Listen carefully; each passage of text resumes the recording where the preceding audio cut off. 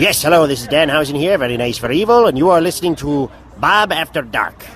Subscribe or be cursed.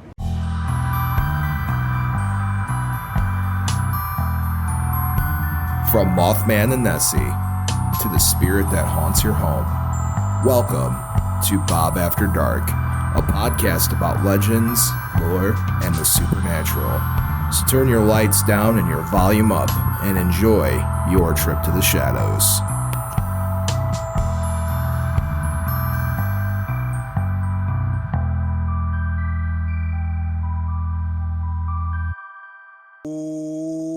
Hey there, children of the night. Welcome to Bob After Dark, the show that takes you into the shadows and goes and says hello, everything that goes bump in the night.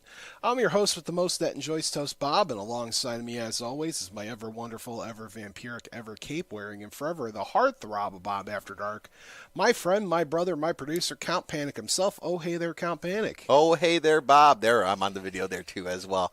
Back here for another episode of Bob After Dark. Remember, phone line number, got it up and running. It should be good to go. 219-845-1100.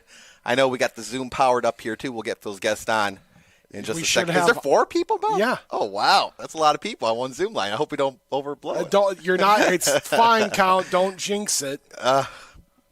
We'll be okay. So I'm going to flip this table.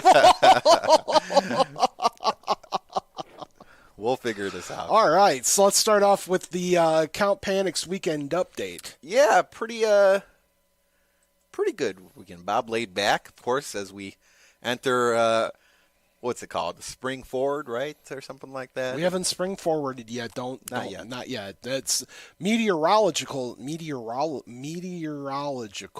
Yeah. That word. It is spring according to the meteorologist. So this was our final weekend to enjoy, well, no, we'll get our hour back eventually down the line when the veil is thinning, but there's nothing for this time. It's not like a spooky time, right? Well, spring equinox. That's spooky, right? It's veil thins. Okay. But it was a good weekend, Bob. Yeah, that's good. What about you? Did you go anywhere?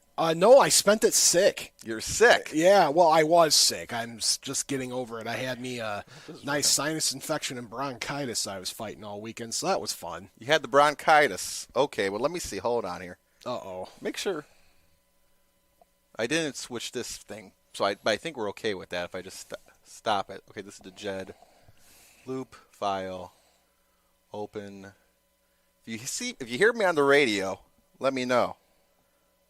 Okay, I guess we're on the radio because people are saying we're on the radio.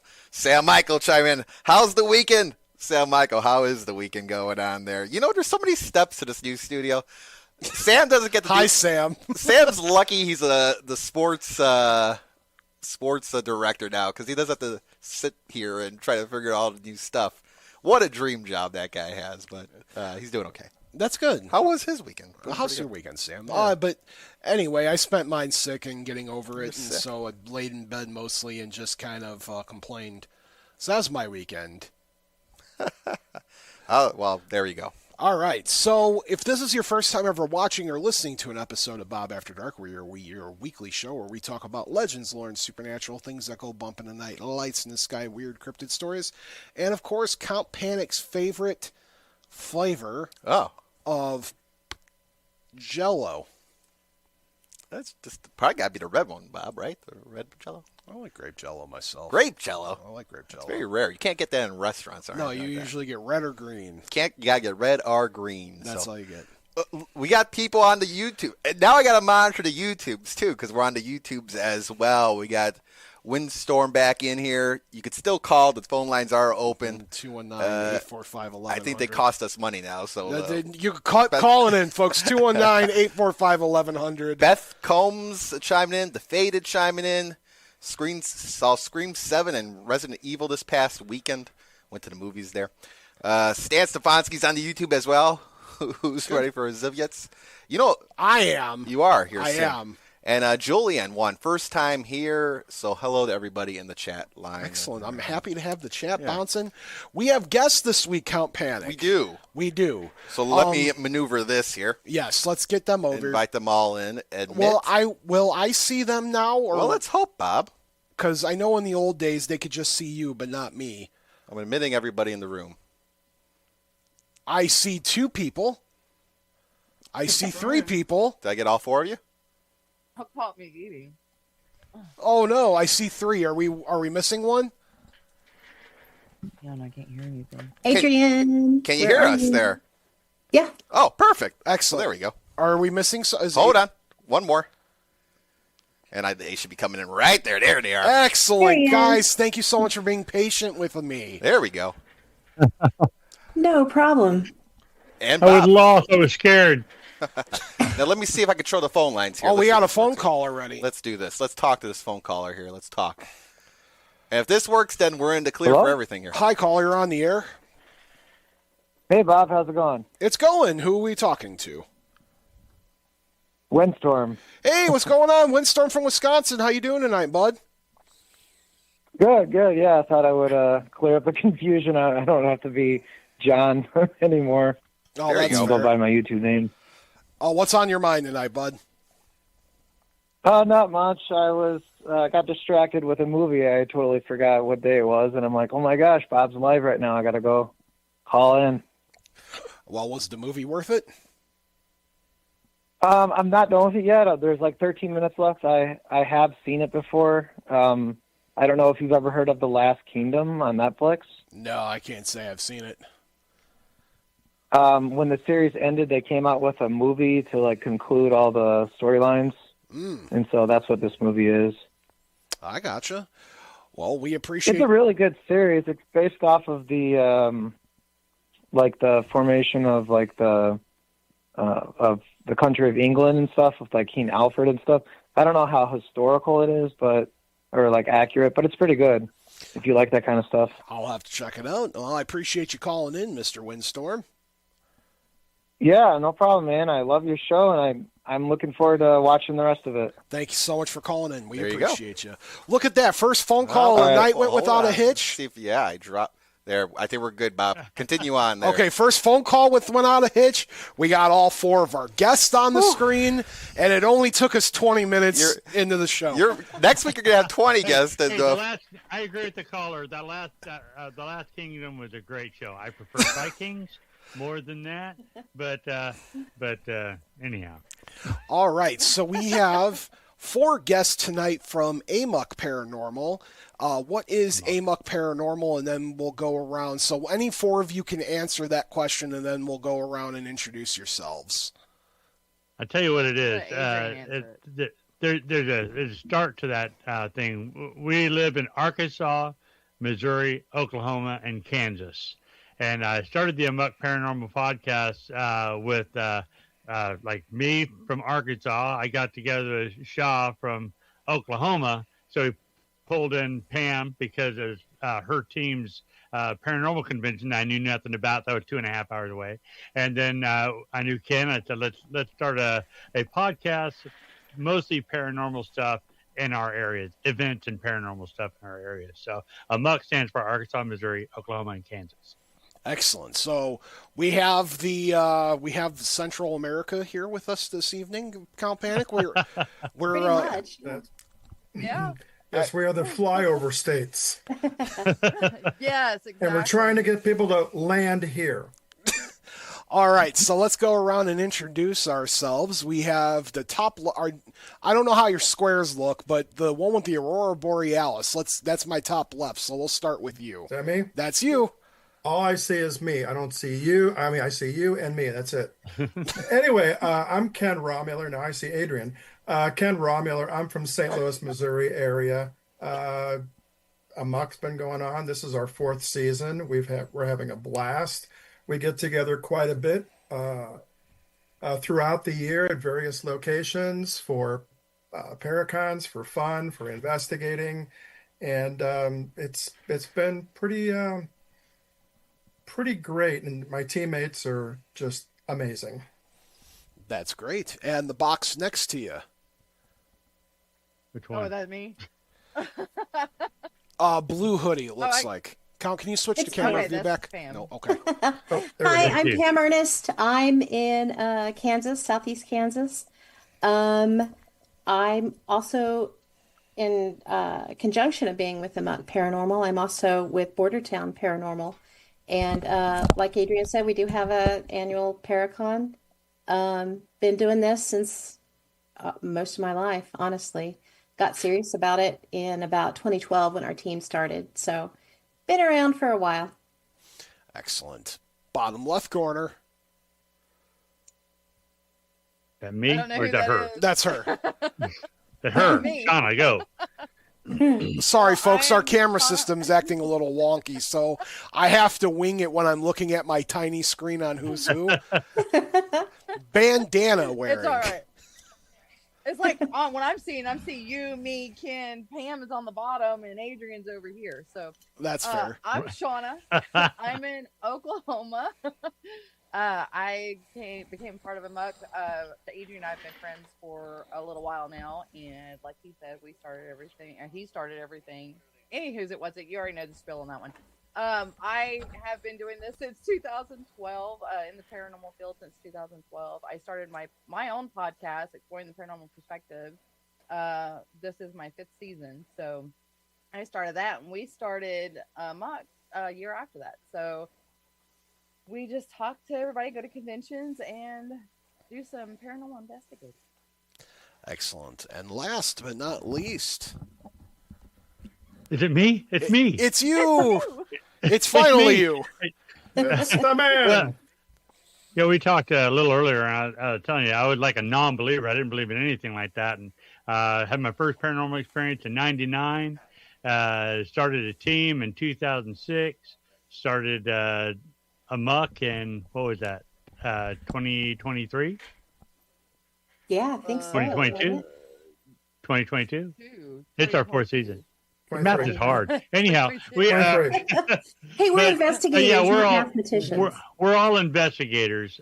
We have our own teams. We all do our thing. And like I was saying, Pam was doing her team had this event just in our neighborhood, and I said, "Man, we need to get together so we can actually talk about events in our area and highlight stuff." Because everybody wants to talk about the spooky towns, the East Coast, and talk about New Orleans. They don't want to talk about the really haunted location that's just down the street from us, and that's what I like to talk about on AMOK. So, but no, we like I say, we all have our own teams, but we get lucky enough to get together sometime. And doing this, we like to get together at events and set up our table and interview people real time. That's kind of where I want to head.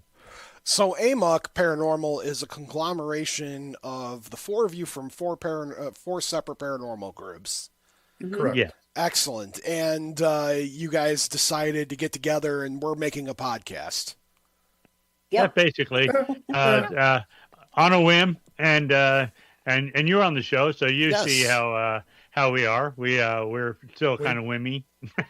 We do run amok, definitely. Definitely run them off. do. Quite often. Aptly named. Yep.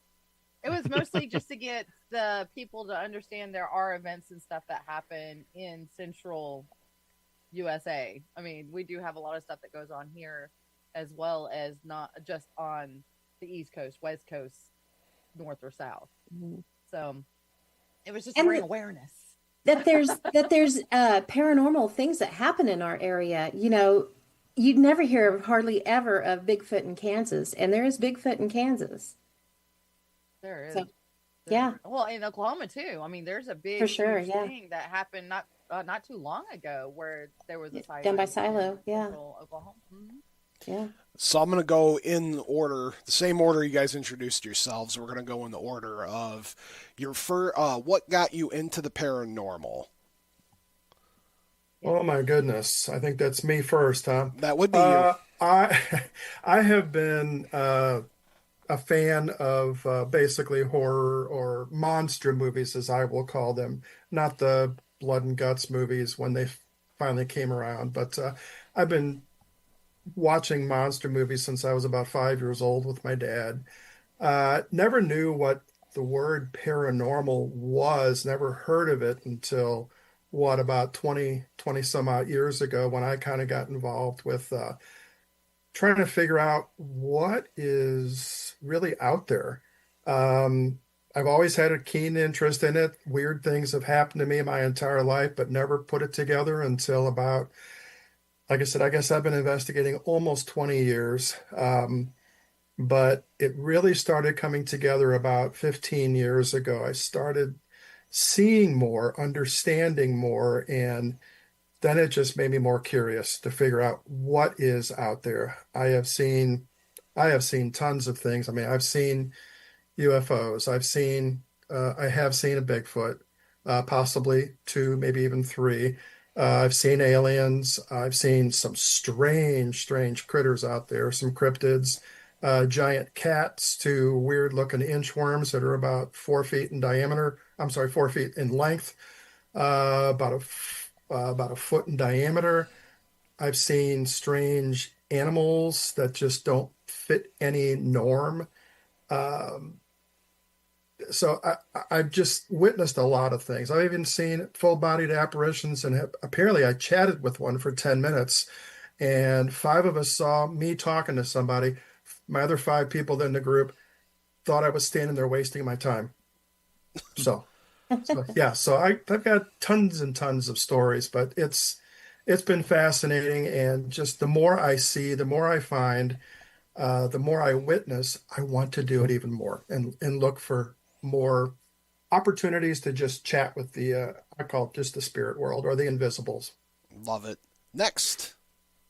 I started, let's see, it was the late 70s, early 80s, ghost hunting with my brother when I was like 9, 10 years old and he was about 14. And we would go to places during the summer because you were actually able to go places and your parents not know where you were back then. So we did a lot of that. And we had a really, really weird experience. And that piqued my interest. And it got me chasing this thing, all these years later.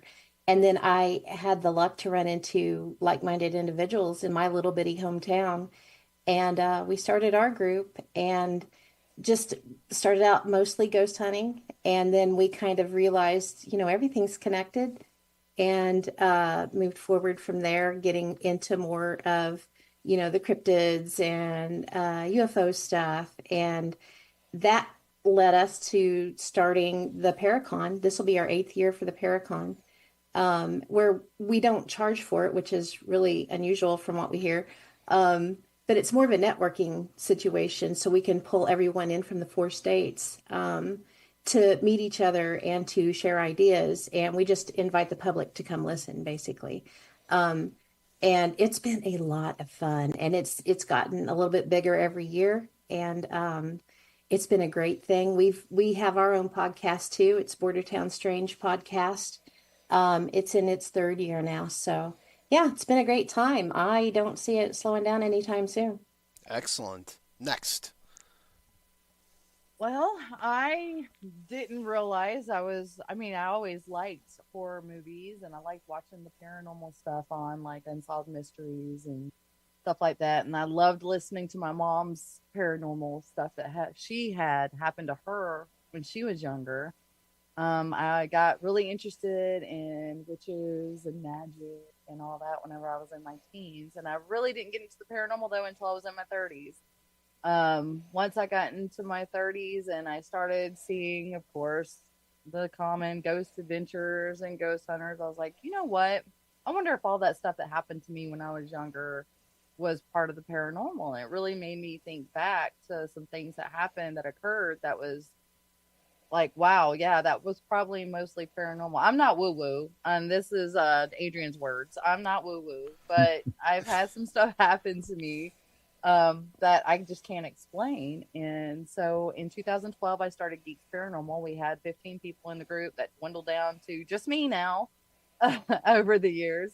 And then I got more into my podcast, so I wanted to start to learn more from other people, other investigators, on how they do things. And because it's always a learning curve, you're always learning in this field. And yep, that's pretty much me. And I go to conventions and I meet people and I network and I still investigate. Excellent. And last but not least, the encounter. It's me again. Yay! The great experience of 1998. That's I've been 99. waiting. 99. I'm sorry. I stand corrected. The great That's all paranormal right. experience of '99. Well, up to that point, I did not believe in the paranormal. We was living in McAlester, Oklahoma, and we lived in a house that my kids and my wife was swearing up and down that it was haunted. There was stuff going on. They were hearing voices in the house. My wife was touched. I was a very strong and supportive husband by inciting people to laugh at my wife because she was being silly. There's no such thing as ghosts. You die, you go up, you go down. There's no two ways about it. And that's the way I looked at it. Very hardcore Bible thumper at the time. Still a hardcore Bible thumper, but not like then. It was pretty crazy. But we was coming home from the movies, my wife and I. We was in a full-size van, come down a main drag in McAlester. It was late at night, so the town was just shut down. There's nobody else on the street. But it was a well-lit street. You got 4 lanes, 2 going each direction. You had a big center divide, and I was coming up to a large train tracks section, so it was well lit. And we saw a creature run across the road. And when I say creature, when I first, just to put you there, what I first thought I saw like a huge Black Panther, but there was no tail. And as you're wrapping your mind around it, the front legs were real exaggerated above its back. Kind of, you want to think like it had wings, but they were folded back into themselves. And just before it left out of our view, it turned and looked at us. And it was definitely not a cat face. It was more like a bat face. And, at this point, I'm stopped in the middle of the road. And my wife goes, "Did you see that?" I'm like, yeah. She's like, "What'd you see?" I was like, no, because I really thought I lost my mind. Because by the time it passed across, I'm thinking all things. I'm thinking, yeah, that was a demon. Tina thought it was a gargoyle. She had explained to me. She said, "What'd you see?" I said, No, you tell me. So she described exactly what I saw. So I knew that even if I had gone crazy at that moment, she wouldn't have gone crazy. She would have saw what I saw, but she did see what I saw. So that made it real to me. So if that thing was real, then everything else possibly could be. So, I heard the voices in the house. I just blew it off like most men do. I blew it off. I thought, okay, that's got to be the neighbors. That's got to be somebody outside. We lived in an old house and had bay windows on it. And one day I heard the conversation, so I muted the TV, make sure it wasn't TV. I still heard the conversation, so it's coming from my left. And I get up and I walk to the bay window in the dining room and I looked outside because it's got to be my neighbors, but they weren't home and there was nobody out there. So I was like, okay, well now it's still coming from my left. So I get up from there and I walk toward through the kitchen toward the back door because there was people lived in an above the garage apartment behind us.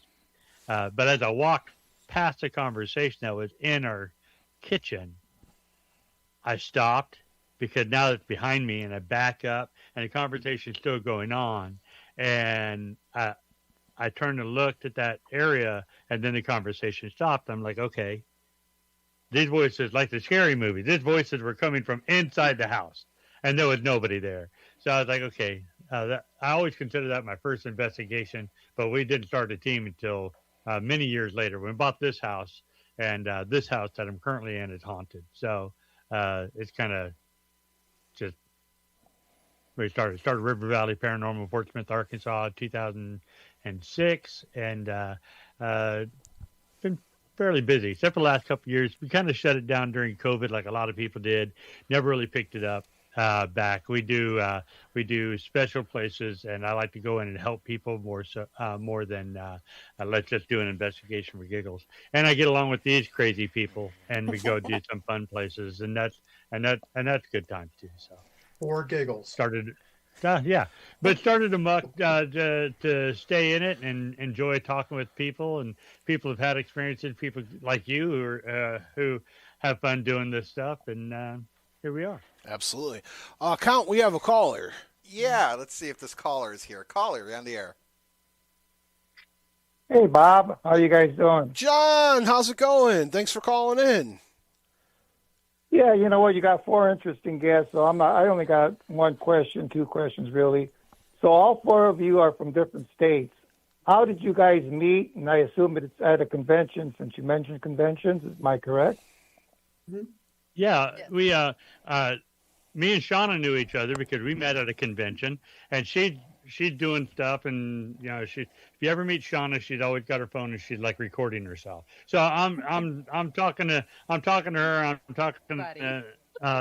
the Mid-South Paranormal Convention that Keith Age puts on. We met there, and just knowing her, and I was thinking, I've been wanting to do a podcast for a while, and then she's through her. I find out that Pam, I've known Ken for years at this point too, and I found out Pam's got that event going on. I never met Pam, and so Shauna's like, hey, I know this person. She's kind of cool. She's kind of nerdy, but she's cool. She's librarian, of course. She's nerdy, but let's not forget I got my said, butt reamed for that too. Yeah, because it's right there. So yeah, we just all got together.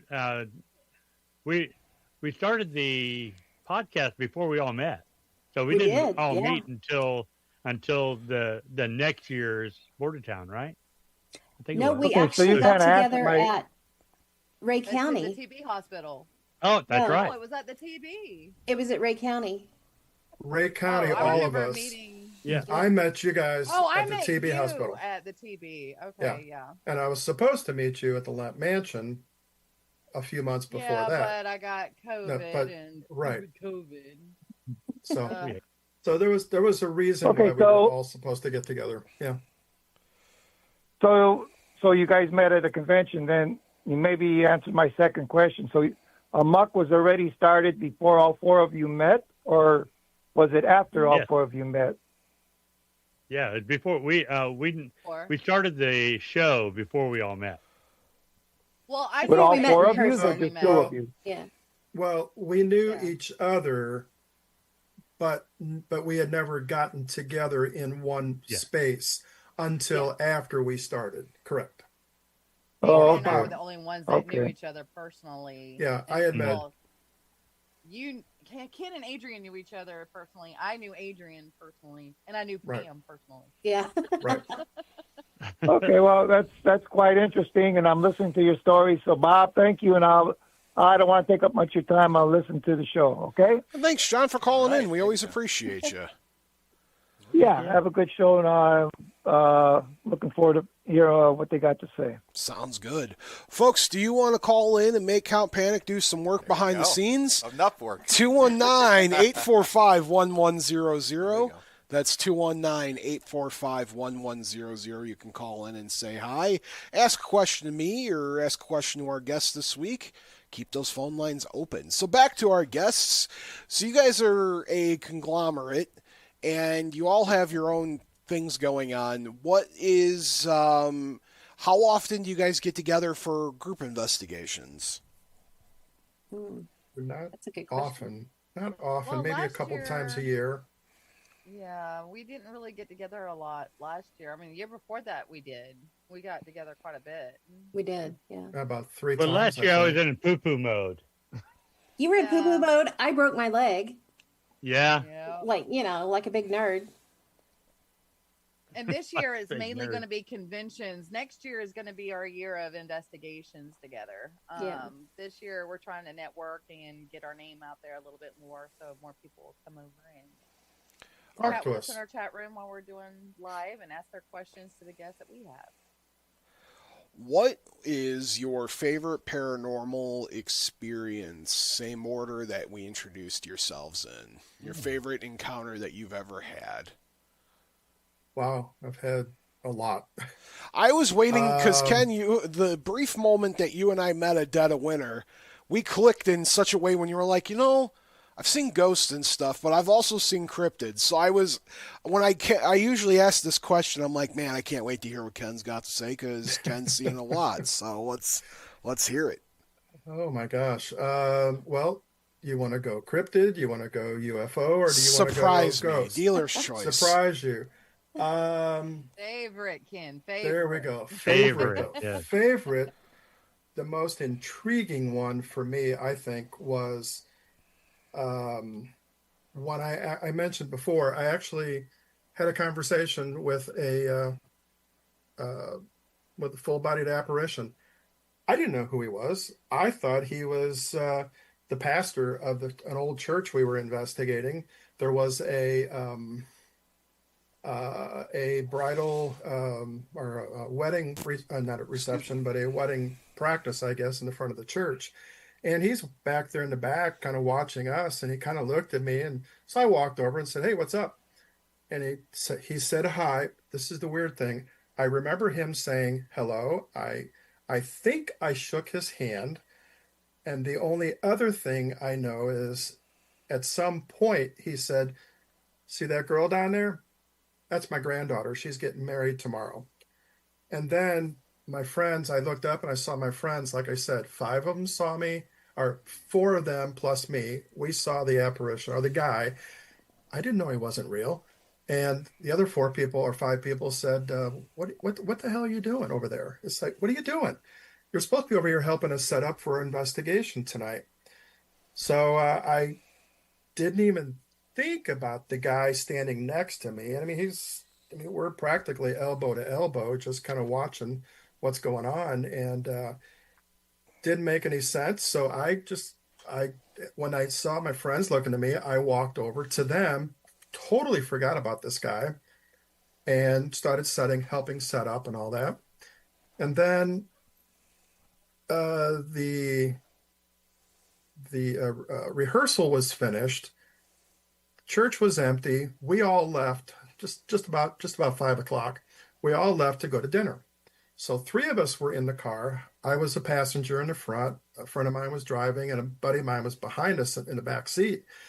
We see the guy walking up the sidewalk, and he addressed us. He said, "Hey guys, have a good day." And he tipped his hat, and I said, "Thank you, and you have a great day as well." And looked at my buddy in the back seat and said, "Hey, and you have a good day too." And of course he responded, my friend responded back. We don't know where the guy came from. We only saw him about 20 feet in front of us when we first noticed him, walking down the sidewalk, which was about 3 feet to our right, passed us up as he commented about my friend behind me in the back seat.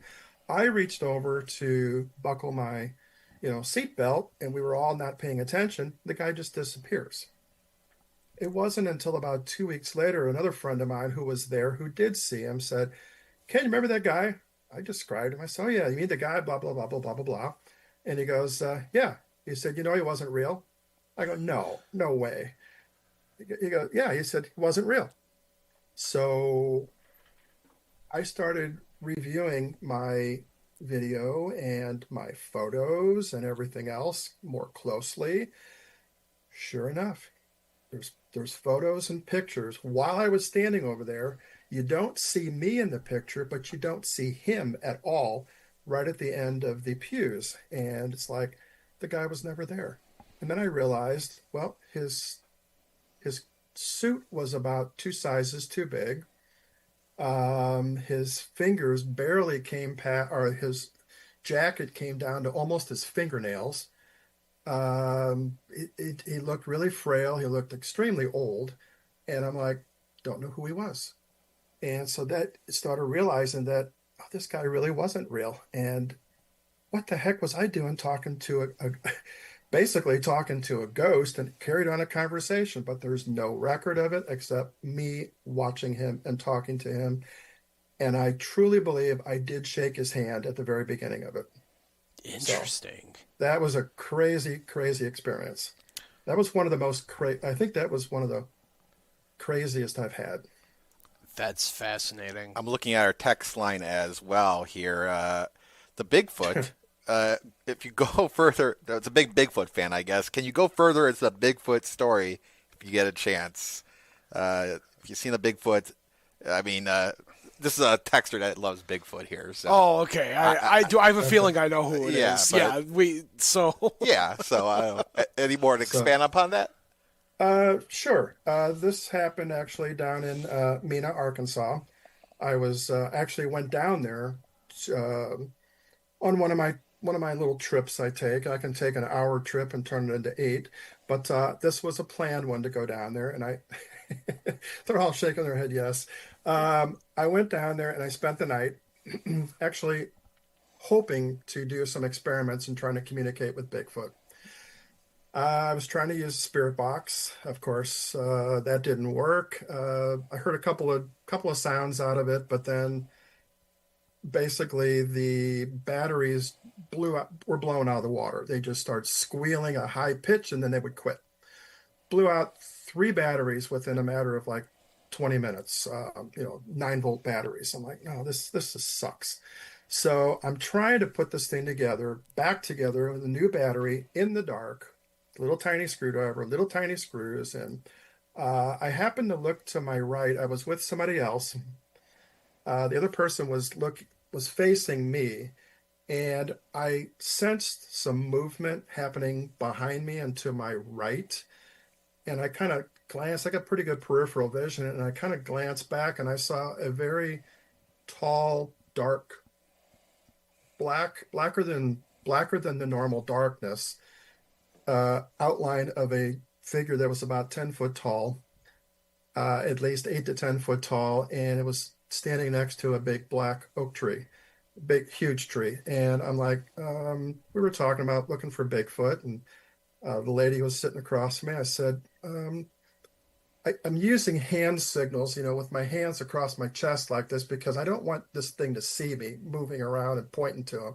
I go, yeah, kind of right there, about 4 or 5, 6 feet from us. There's a Bigfoot, and she kind of looks up a little bit with just her eyes. I could see her, and I mean it's dark, so it's about 8, 9 o'clock at night, but there's a little bit of light. Very clear night, a lot of stars and stuff. And she goes, "Holy," use whatever word you want. Sure. And and I'm like, yeah. And I kind of glanced back with just my eyes again, and I saw it slink back behind the tree, and it disappeared. Now, a few hours before that, I was taking some photos in that same area. I just wanted to take some pictures. A sunset. Sun was setting behind us. And I don't know if you've seen the forest when the sun is starting to get really low, but the tops of the trees are kind of golden and orange.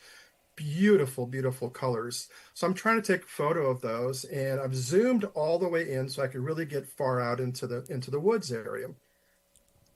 I'm zoomed out with my phone camera, and I see these 3 little black rocks, and they all have pointy black pointy rocks. And I'm like, what the hell is that doing out there? What are these rocks just doing out there? And they're pointy. One of them moved, and I went, whoa!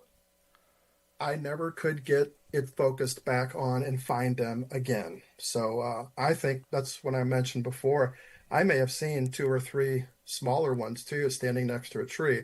I don't know for sure, but these pointy black rocks were way out of place. And they moved. Yeah. So that's an experience, Ken. Yeah, it was exciting because that's when 3 hours later, I'm out there trying to talk to these people. I call them people. They're, Mr. Foot. I was being very polite. Okay. Next story then. Our next guest. What's a paranormal encounter that sticks out to you? Maybe your favorite. Probably my favorite. This will harken back to when, my brother and I was 8 or 9, 10, somewhere in there. And he was about 14 because he was able to drive in Kansas. And it was during the summer, and we would go out just, there's a place west of town called the Sand Hills. And there's a lot of old abandoned homesteads and things like that. And he, at the time, collected beer beer bottles that had the screw tops on them. And back then you could still find them occasionally in old trash piles and things like that. So that's what he would look for. And I happened to be with him. And we're going down this old road, not too far out of town. And he sees an old house. So he pulls down the lane towards it. And there's a trash pile between it. So he pulls in, there's no trespassing signs or anything. And he gets out and we look. And he did find a couple of them that were decent. And he put them in the car. And then we decided that we would ghost hunt a little bit, just kind of look around.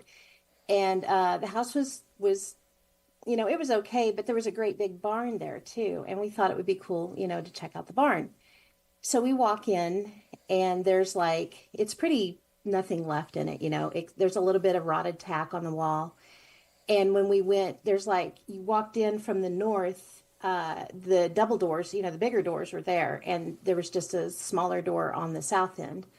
So we're walking towards it. He's in front of me and he steps out and he steps right back in and he's like, oh, whoa, we need to not be here. And I was like, I'm the little sister, what? I want to see. So I look out and there's these really strange little animal skulls. They're in a half circle around the door and they're different colors. They've been painted different colors. And I was like, okay, yeah, we need to get out of here. So we turn around and start walking back. And about that time we hear some footsteps creak in the hayloft and he's like, run, So we take off and we jump in the car and he pulls out and instead of turning back to the east, he turns west. And so we're going down this lane and it dead ended. And we're like, holy crap, we got to go back by this place now, So he turns around and we're going by and, he's going at a decent rate of speed and we see it and we see where the driveway was, but there's a fence pulled across it, taut, the barbed wire fence. And it's not, sometimes people would use those as gates, but they were always saggy kind of. This was not, it was taut. And so he kind of slowed down and backed up a little bit and you could see our tire prints where we had pulled into that place. And we were like, okay, that was crazy, So we go home and our parents that night were telling them the story and they were like, okay, y'all are nuts, and then we're like, oh, whatever, So we kind of just set it aside in our mind or whatever. And then in about 4 years when I was old enough to drive, I had always kept this in the back of my mind. And we were out there, me and my friends would go out there and it became the thing to look for Pam's house. We got to find this place, could not find it anywhere. And we looked and looked for probably, the next 2 or 3 years. And then I got older and I ended up being the president of the Historical Society in town. And one of the things that we would do was fulfill find-a-grave requests for, photos of headstones. And there was a little cemetery out west of town. So me and my friend Leslie, we had gone out there and I had a 35 or millimeter camera with me, digital. And we had gone out and taken the photos and we were coming back and she was driving and I was just looking around and it was wintertime. So there wasn't a lot of leaves on the trees or anything.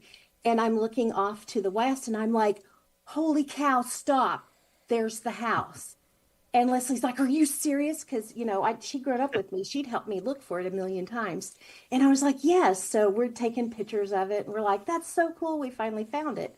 And what was really strange was we've been down that road numerous times, a million times, as kids. And so we go back and I get everything uploaded and I upload the photos to Find a Grave and everything. And we're just kind of like, yay, we found it. I don't know what to do with it now, but we found it. Cool. Case solved, right? And so that was maybe 2 years before we started Border Town Paranormal. And my friend Jess that I met through there, I'm telling her about this place. And she was like, my mom grew up out there. I should ask her whose house that was. And I was like, yeah, that'd be cool, and maybe we can get permission to go out there and check it out. And so she calls her mom and her mom's like, oh yeah, that's old so-and-so's house. They tore that down in the 70s. And we're like, what? And she said, yeah. And I was like, oh, it has to be the wrong place. So I described it again. And she's like, no, that was less than a quarter of a mile from me. I know exactly where you're talking about. It hasn't been there in years. You described exactly what it looked like. And I was like, okay, that's weird. I was like, I have photos of it, So I go to pull the photos up and they're gone. They're not on my computer. We found all the photos that were for the Find a Grave stuff. I even went to Find a Grave and, found the dates to make sure I had the dates right. Everything was there, but those photos were gone. And so I'm like, okay, I'm not nuts. I'm going to call Leslie that was with me that day. So I call her on the phone and I'm like, tell these people I'm not crazy. And she's like, no, you're not crazy. I was with you. I saw it too. And she's like, are you serious? It's not there. And we were like, no. So we go out there. It's not there. Whoa. We pull up. To be fair, Google you Earth, could be crazy. right? So we pull up Google Earth and you can see very faint old foundations of where the barn and the house stood. But they were gone. And Jess's mom did confirm that that was the correct property that she was thinking of, that she knew had been torn down in the 70s.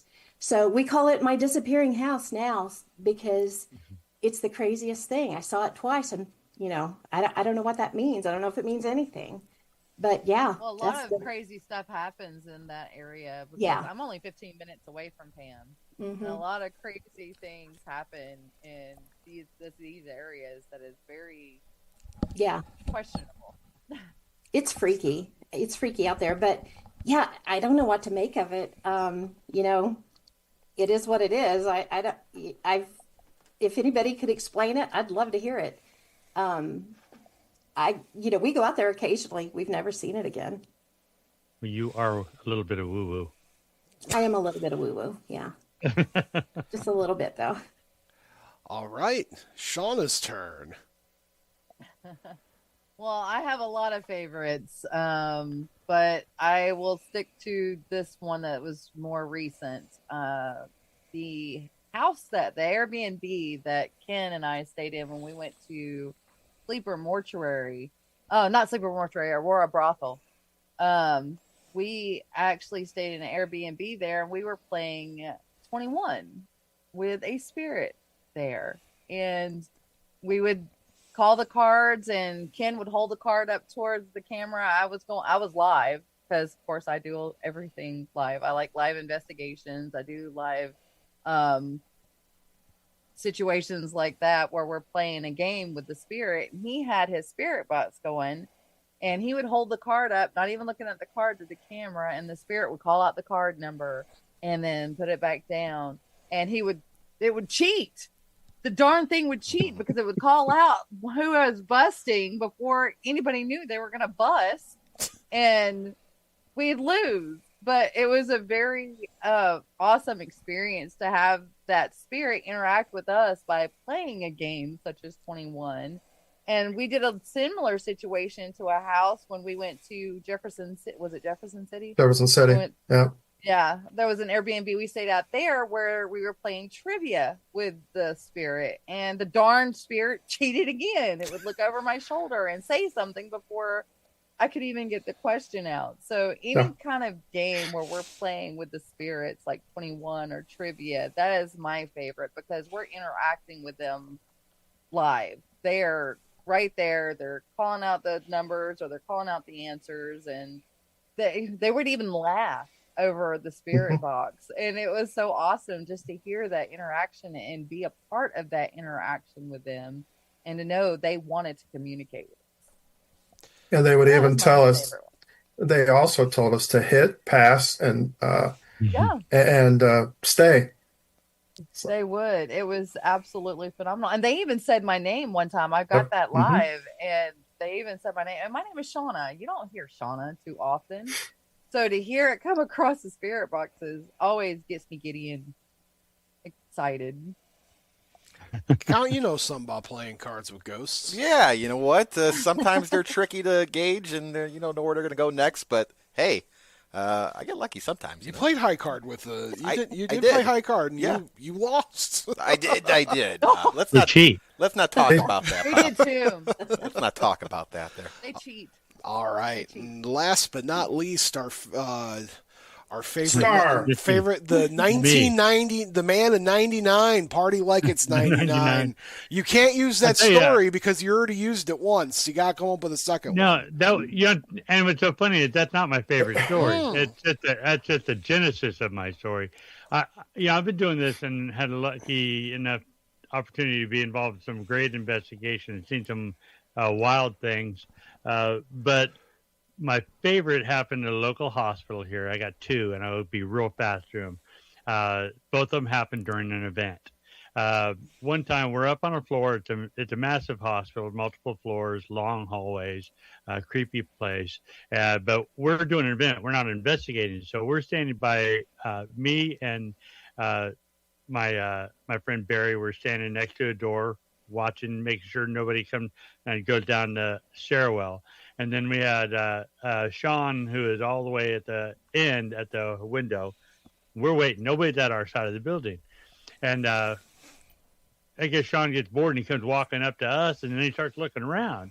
And he's like, it wasn't Barry. It was me and Don. Doesn't really matter. Details, right? He said, was Barry here with you? And he's like, no, it's just me and Don. There's nobody here. I said, and then I pointed at the two ladies walking at the hall. They looked like people who paid for the event, whatever. I said, just these ladies at the hall. And he started talking about, no, there were three people standing here. And I come up here and there's only the two of you. And the one lady stopped at the doorway. Another lady come and turned and went into the nurse's station.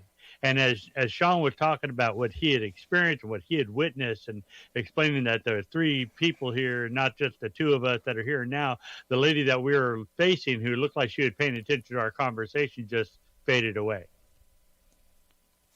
So, yeah, 3 investigators saw a full-body apparition. And, of course, we alerted. We went crazy. And we're like, oh, yeah, she went and we're talking about it, comparing notes. She was this tall, and she looked normal, and blah, blah, blah. She was standing right, she was walking right next to this lady, and we point to the nurse's station where there was no lady.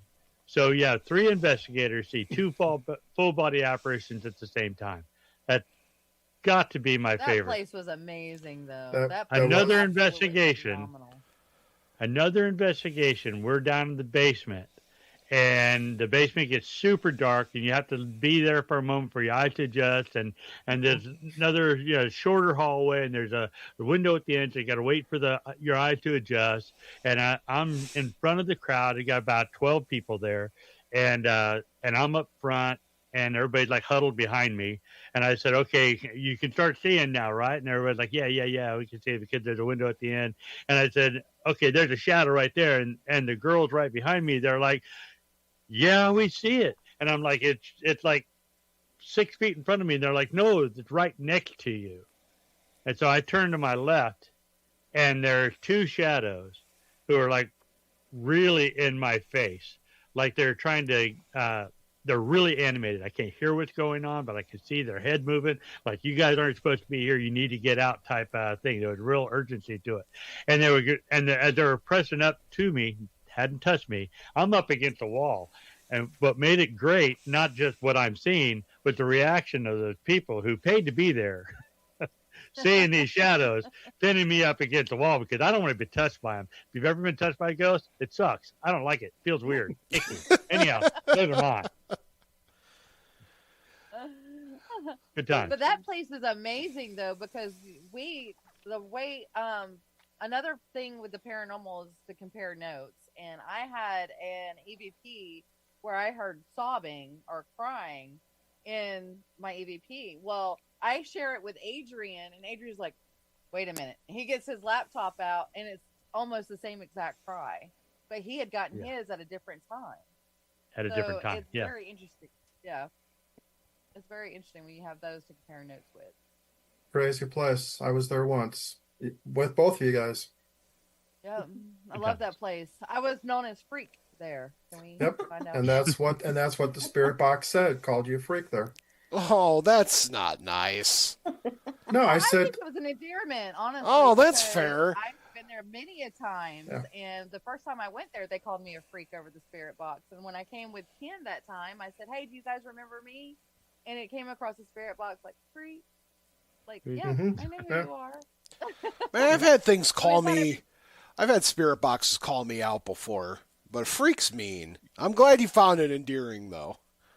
Well, look at me compared to the women back in the early 1900s. I have different color hair. I have piercings. I wear different kind of makeup. I have tattoos.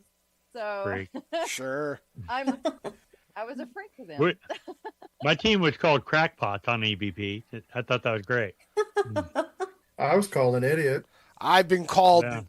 I've had some very nice things I can't repeat on air. Yeah, I've been cursed out before. Yeah. I've been called that too. I've been told where to go, and I called it right. Before I investigated with my wife. So, folks, we are running out of time, but we have a couple minutes here. Let's get some shameless plugs in. I know we have AMOK, which people can find AMOK Paranormal on. I know Facebook's tricky right now with you guys because you're dealing with. We were hacked. You were hacked. So, how can people find AMOK right now? Well, YouTube? you can YouTube. find us on YouTube. Yes, definitely. Yeah. And then it's AMOK Mm-hmm. Paranormal. Yes, Mostly paranormal show. mostly paranormal show. Mostly paranormal. Now, for the four of you, I know you guys had side projects, other groups going on. Let's get, we'll go in order again. What's going on in your guys? Anything you want to plug? Anything you're going to be doing, or fill in the blank? Sure. The group I have, which is just me, it's as Adrian was saying, or Shaw said earlier, my group started with about 14 people or so, about 14, 15 years ago, but it's gotten down to just me at this point, and I do mostly lectures and just have fun talking to people and the podcast. But my group is Monster Paranormal, and I'm here in St. Louis area. Excellent. I will be seeing you at the Haunted American Conference, correct?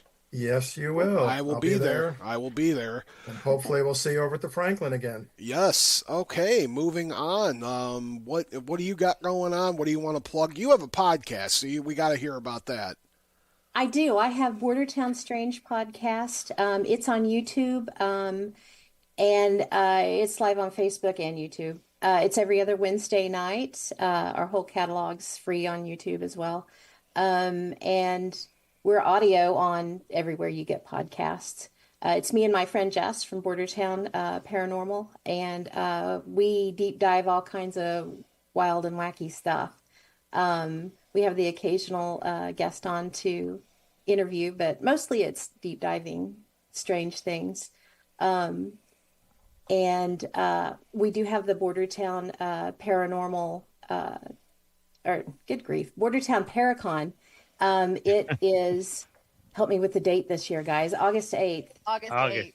It's in Caney, Kansas. It's Saturday, August 8th. And we have, we're just now working. Free event. If you're close, come to it.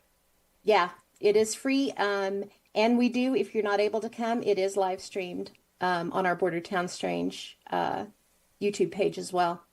Where are we going to be at this year, guys? We're going to be at Arkansas Paranormal. Oh, we're going to be at Expo. Arkansas Paranormal Expo. We're going to be at Goblin New Con. Orleans Paracon. Goblin yeah. Con. Yeah. OzCon. Central OzCon, Kansas Paracon. Central Kansas. OzCon, Yeah. Ozfair. So watch our pages and Obscuro. to see where we're going to be at for sure. Me, I have my own podcast as well. It's called Exploring the Paranormal Perspective. It's live on Sundays at 5 p.m. Central Standard Time. Watch this Sunday because I'm going to have a psychic medium on, and we're going to do cold cases. So if y'all are interested in that, you can go to the website at exploringtheParanormalPerspective.com. It'll be right there on the front page. Any investigations I'm doing is usually with them because I don't do any investigations by myself. But that's not going to be until next year. But like they said, we're going to be at a lot of different places this year for conventions. So come see us. Very cool. And last but not least, Hey, the only thing that I really got going right now is the AMOK Podcast. All my attention's gone to that, and that is every Tuesday at 7 p.m. So it makes Tuesdays worth living. I mean, it's right up there with tacos. So as far as anything else, I'm always looking for the best burger. Beyond that, I'm good. Like they said, we have the event that we're going to do. The Arkansas Paranormal Expo out of Little Rock that runs in October. It's been going for a while. It's a fun event. It's like $10 per person per day. It's a cheap place. inexpensive, I should say, but a great con. I mean, the busiest con I've done, really. I love it. Border Town is fantastic because we're going to be broadcasting from these as a muck. But then the Central Kansas Paracon, that's in September. Oh, you can find all these things online. They're just great events, great people, and just like to have fun. I'm anti-paranormal face. If you ever see me do a presentation, I like to have humor in it and tell ghost stories because that's my favorite thing. All right. And that's great. One last thing. I always make my guests give a quip, a piece of advice, a riddle, a joke, something. So you guys gotta leave me with something, and we'll go in order. Advice, quote, something you read on a bathroom wall once. It could be anything. Be true to yourself, be original, and don't fake anything because the spirits know and karma is hell. Mm-hmm. All right, next. That's a great one, Ken. Oh my gosh. I'll put you on the spot here. That's your turn. Right? Holy cow. Repeat it. Just say ditto. Ditto. Yeah. You could say my go-to is always don't play with matches. That's smart. That's smart. Yeah, Ken, that's excellent advice. And if you see something that you don't understand, try to not fear it. Try to be more curious about it. Try to understand it rather than just to be afraid and shut down. Excellent. Miss Shauna? Always do unto others as you would have them do unto you. Always, because karma is and she does like to bite you in the butt. And also, hang in there like a hair in a biscuit. Always. Love that. Yeah. And finally, that a lot. Yeah, I would say, and in all seriousness, never ever trespass. Never investigate by yourself. That's excellent. All right. Excellent. Count, you got any closing words for our audience? You've been quiet tonight sure. with technical difficulties. Whoa. Is the voice behind the camera? Did he have a face? What's that behind me? There's a ghost behind me right here. Looks like there's a ghost. Did you see that, Bob, or that was just me? Disembodied voice. Somebody was there. We'll get to investigating this. But, Bob, thank you guys for coming on another great show of Bob After Dark in the books. Yes. Folks, thank you so much for watching and listening to another episode of Bob After Dark. On behalf of me and Count Panic, we want to wish all of you sweet dreams. To my mom, good night. Sweet dreams to Dad, no matter where you are in the universe. I hope you're happy, comfortable doing whatever it is that you want to be doing.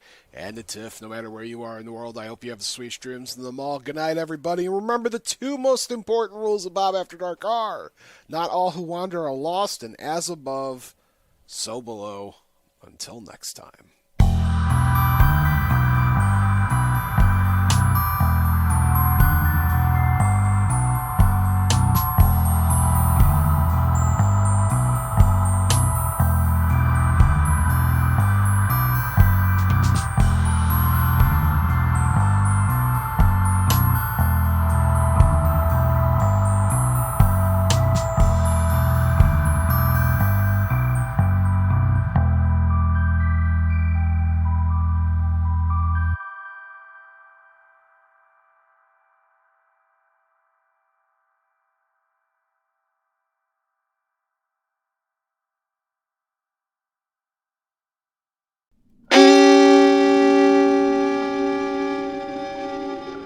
Memoriam Development.